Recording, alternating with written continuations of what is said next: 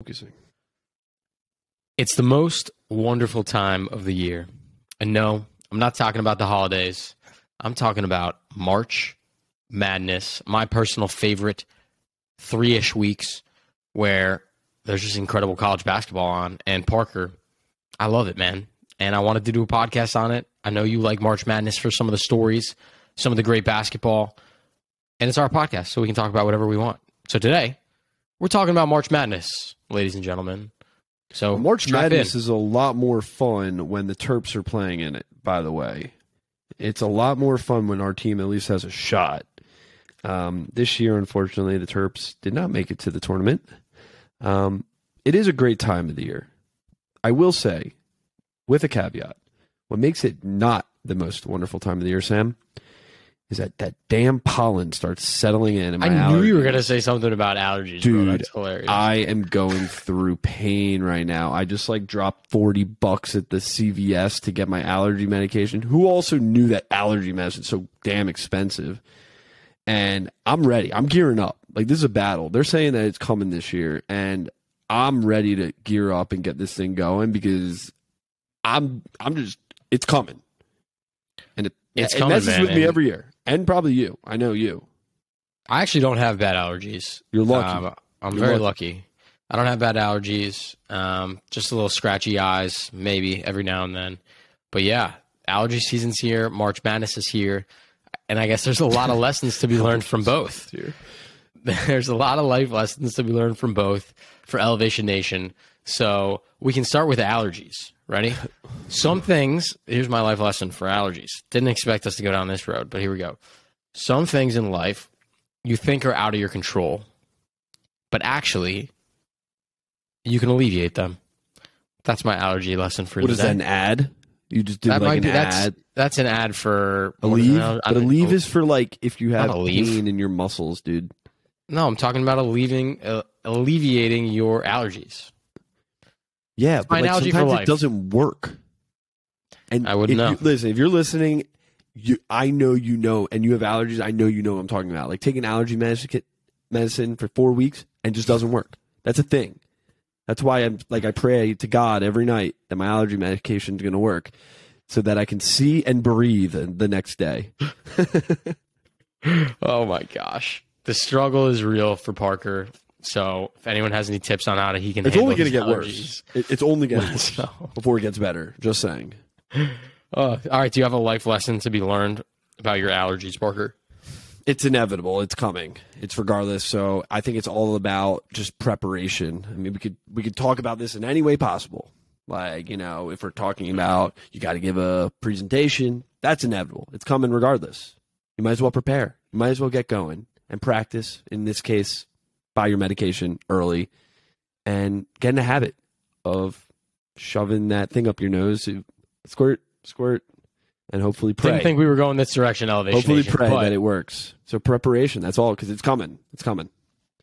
All right, and to tie things back together to our actual topic for the episode of March Madness, just like preparing for allergy season, all these teams throughout the country prepare for March, right? Wanting to get invited to the tournament, wanting to make it to the national championship. And what's crazy about preparation and why I love March Madness in college basketball is that you put in an entire year, maybe even 4 years worth of work into eventually one game, one play, one moment, and one outcome. And that's why I think March is so beautiful and also scary. And the lesson I learn every single March, and one that I lived through, and Parker's going to make fun of me, but it still haunts me to this day, was when I was playing high school basketball. We had invested the entire year in training for our tournament in March, right? Down in Peoria, Illinois, where we played in the state Final Four. And no matter how prepared you think you are, how confident you think your team is, anything can happen when you step on the court to play a game. And that's one of the hard lessons of life that I think I learned early through sports and through basketball. And that is sometimes things are outside of your control. Sometimes things don't go your way. but it's how you respond, how you recover, and how you grow as a person that I think is the big lesson that you learned. I won't lie. Jabari Parker and Jahlil Okafor still haunt my dreams to this day, every now and then. But I learned a lot about that. I learned a lot about losing, and I learned a lot about character. And I think what's beautiful about March is you have all these moldable young college athletes that are learning that same life lesson each and every March in the tournament, when they win, when they lose. Preparation can only get you so far, and the rest is sometimes luck, skill, any combination of both. But how you respond to either a win or a loss truly makes your character at the end of the day. Yeah, I mean, we're not sitting like game's over. We're evaluating character. Okay, you lost to a whatever seed. We're going to evaluate your character. No, but I'm sure there's a lot to be learned through going through. First of all, they're playing at the highest level in college basketball, something that they never hoped to dream of playing in the tournament. Like, it's just so cool.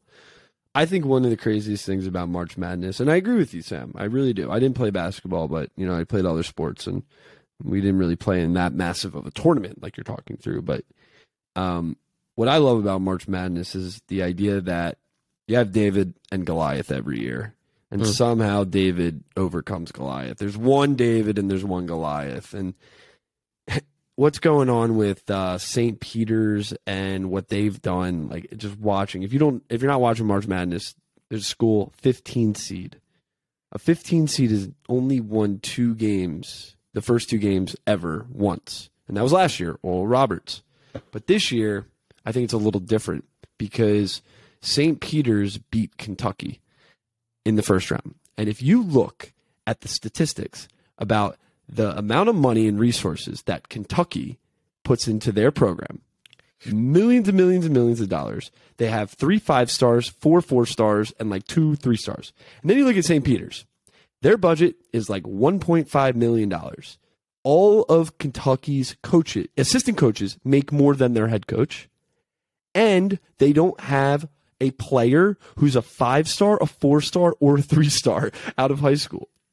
And on top of that, if you look at their gym, it is literally a high school gym. Sam, Stevenson gym was probably bigger than this gym that St. Peter's is at.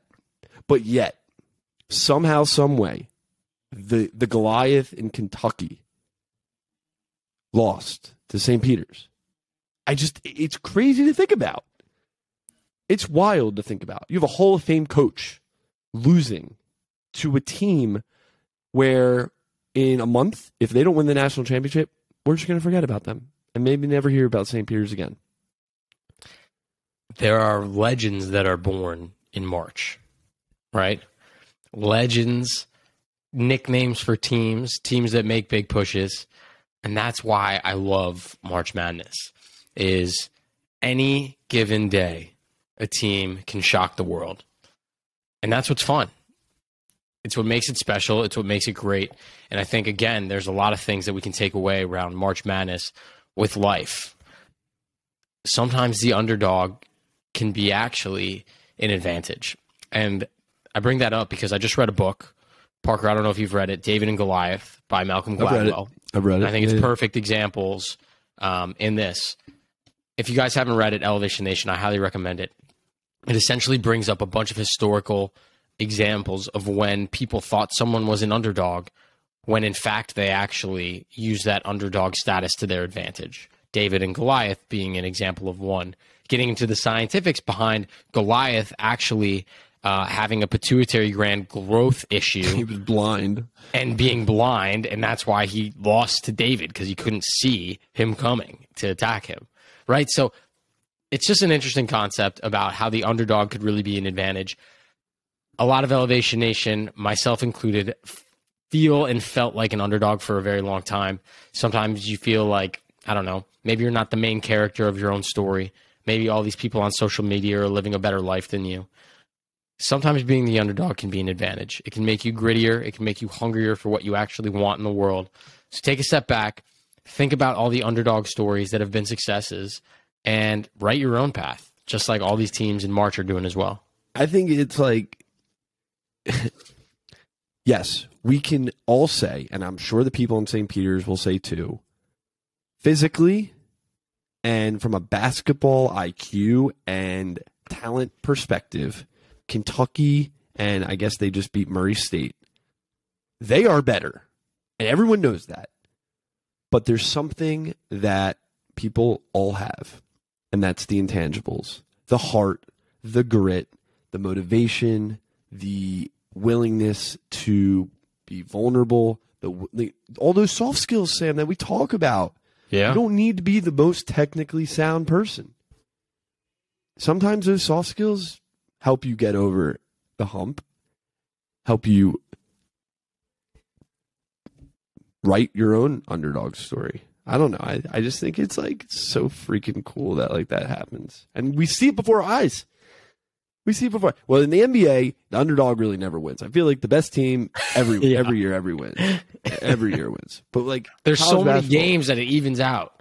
Like there's so many games that eventually, statistically, the favorite team usually wins. You're right. Oh, because there's a series. Listen, if there was a best of 7 series, Kentucky's winning the series 4-1 after they lose the first game. Mm-hmm. Exactly. So I think there's a lot of really cool opportunities and lessons to be learned in March. Again, it's my favorite time of the year. Parker and I really don't have anything else to preach. We just want to talk about March Madness for 15 minutes with you, with Elevation Nation. Hopefully your brackets aren't busted. Would love to hear how people are doing. Mine is absolutely busted. I'm very busted. Big Ten heavy in my picks because those are the teams I watch all year, so they're the only teams I know about. So my picks are very skewed, which never really works out because the Big Ten teams are all beat up, unfortunately. You know the last time the Big Ten won the national championship? When was it? 2002, Michigan State. It's a long time. That's a long time. That's a very long time. Honestly, I don't think this year's changing it. All right, I'm going to end this on a perspective, Sam. It's said by Ty Howard. Underdogs adapt, they evolve, and become winners because of their preparation, heart, execution, and relentless attitude that the game will not end any other way. Mindset, brother. I'm preparing for that. I'm preparing for allergy season. I have heart that it's going to go well, and I'm executing by. I went to CVS and I bought my allergy medication. And now I have a relentless attitude that I'm gonna conquer allergy season this year, but also elevate other areas of my life as well. I have the utmost faith in you underdog, David, to take on pollen that is the Goliath of New York City. The Goliath, think about the Goliath is pollen, dude. Everyone gets affected by this thing. Like, this is a big freaking thing. I guess not everybody gets affected by allergies, no? The lucky ones. Maybe they're the Goliaths in this world. The ones who don't get affected by pollen. That could be true. Speechless. I'm speechless. I can't say I've thought this much about pollen in a long time. But Parker, it's always a pleasure. We'll see who the Natty Champ is in a couple weeks. Until next week, Elevation Nation. Peace.